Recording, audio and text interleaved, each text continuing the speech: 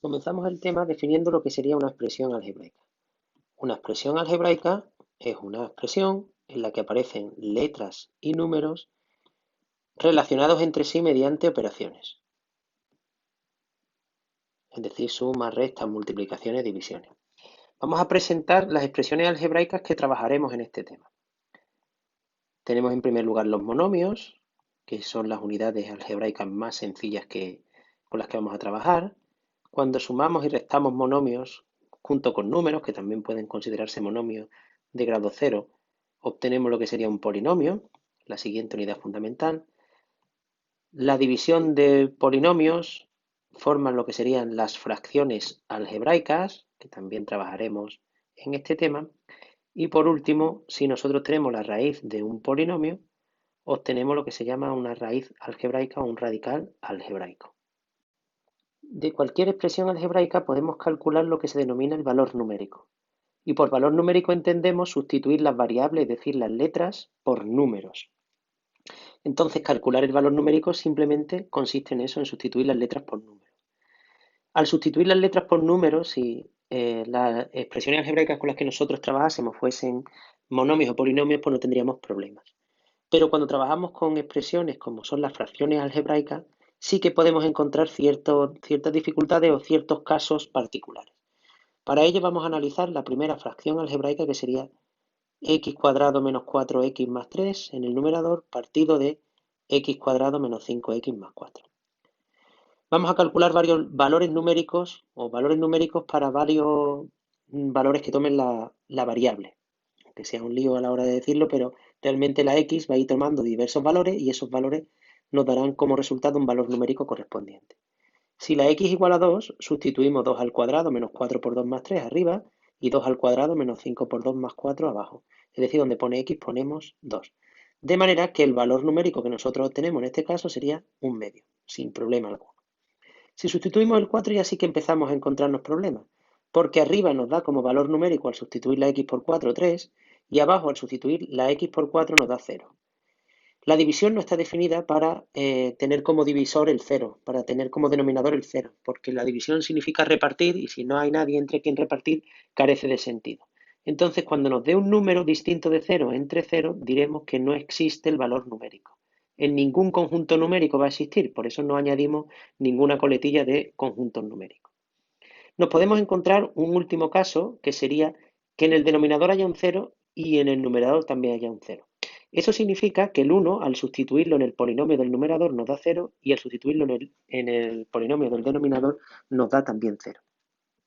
De cara a analizar qué es lo que significa, nosotros cuando nos aparezca eso, tendremos que decir que el valor numérico es un valor indeterminado. Y siempre que digamos que es un valor indeterminado, tenemos que pasar a calcularlo. Como el 1 al sustituirlo en el polinomio de arriba nos da 0, eso significa que el 1 es raíz de ese polinomio.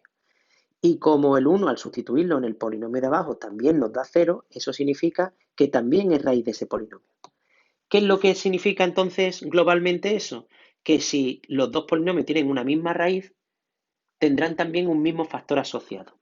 Es decir, que nosotros tendríamos que pasar a factorizar el polinomio del numerador y el polinomio del denominador. Vamos a recordar cómo se hacía eso. Como en este caso nos encontramos con polinomios de segundo grado, lo que nosotros tenemos que hacer para encontrar las raíces es igualar a 0 esos dos polinomios. En este caso, x cuadrado menos 4x más 3 igualamos a 0 e imponemos, o lo que estamos buscando es qué números son los que me hacen 0. Resolvemos entonces esa ecuación resultante de segundo grado, que nos quedaría 4 menos b más menos la raíz de b al cuadrado, 16 menos 4 por a por c, que sería menos 12, partido de 2 por a, que sería 2. Entonces aquí sería, por un lado, 4 más menos 2 partido de 2, que da o bien 3 o bien 1. El 1 lo sabíamos porque al sustituirnos da 0, eso significa que el 1 va a ser raíz. Y de hecho, en la imposición ya tendríamos que tener en cuenta o jugar con esa condición. Lo mismo haríamos con el polinomio de segundo grado que ocupa el denominador. Nosotros buscamos sus raíces, es decir, los valores, los números que hacen 0 el denominador, sabiendo ya uno de ellos, que es el 1. Entonces, al igualar esto a 0, convertimos ese polinomio en una ecuación de segundo grado.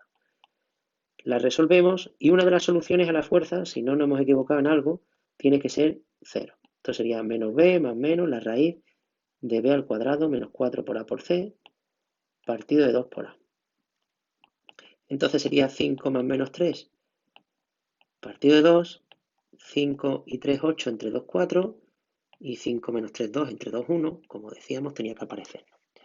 Es decir, que las raíces asociadas al numerador son el 1 y el 3. Entonces, como factores asociados, lo que considerábamos era x menos 1, x menos 3. La x acompañada del opuesto de esas dos raíces. Y abajo, como las soluciones de esa ecuación o como las raíces de ese polinomio son el 1 y el 4, los factores asociados serían x menos 1, x menos 4. Lo que ya intuíamos al principio al sustituir que nos diese 0 partido de 0, significa que el 1 era raíz y que x menos 1 era un factor asociado. Luego, si arriba y abajo nos aparece el mismo factor asociado, que va tomando siempre los mismos valores dependiendo del valor que tome la x, lo podemos simplificar quedándonos esa expresión como x menos 3 partido x menos 4. Entonces, con esa nueva fracción es con la que nosotros vamos a jugar. Sustituíamos el 1, pues ahora sustituimos 1 menos 3 en la x, perdón, y ponemos, sería 1 menos 3 y también sería 1 menos 4 en el denominador, de manera que nos quedaría finalmente menos 2 entre menos 3, o lo que es lo mismo, 2 tercios. Si comprobamos, los valores numéricos anteriores también nos tiene que dar lo mismo.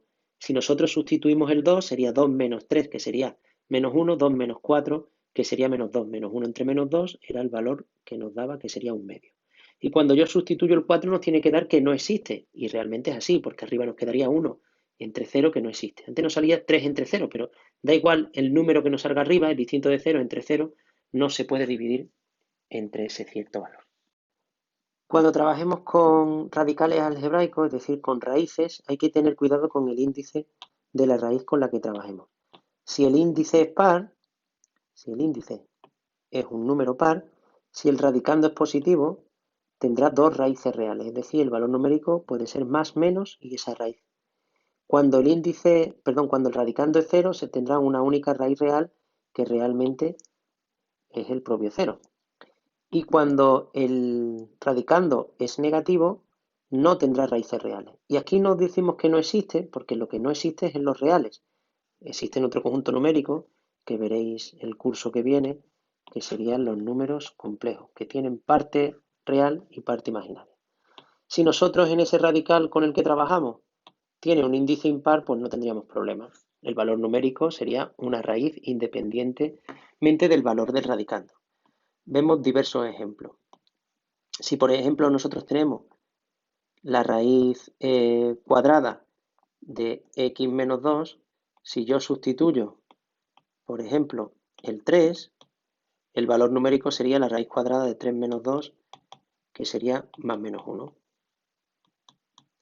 Si yo sustituyo el 2, tendríamos la raíz cuadrada de 2 menos 2, que sería 0.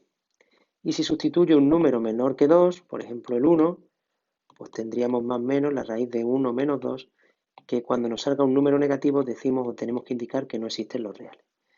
Si la raíz con la que trabajamos es una raíz de índice impar, por ejemplo la raíz cúbica de x menos 2, da igual el número que sustituyamos, que siempre nos va a dar un valor numérico determinado. Si sustituimos el 3, pues nada, la raíz cúbica de 3 menos 2, que sería la raíz cúbica de 1, que eso vale 1. Si x igual a 2, sería la raíz cúbica de 2 menos 2, que es la raíz cúbica de 0, que vuelve a ser 0. Y si x igual a 1, pues no pasa nada, sería la raíz cúbica de 1 menos 2, que sería la raíz cúbica de menos 1, que sabemos que sería menos 1. No siempre nos tiene que dar una raíz exacta, en este caso los ejemplos que he puesto nos da unas raíces exactas, pero pueden ser raíces que no sean exactas, pero que sí existan como números reales. Serían, si no son exactas, os recuerdo que serían números irracionales.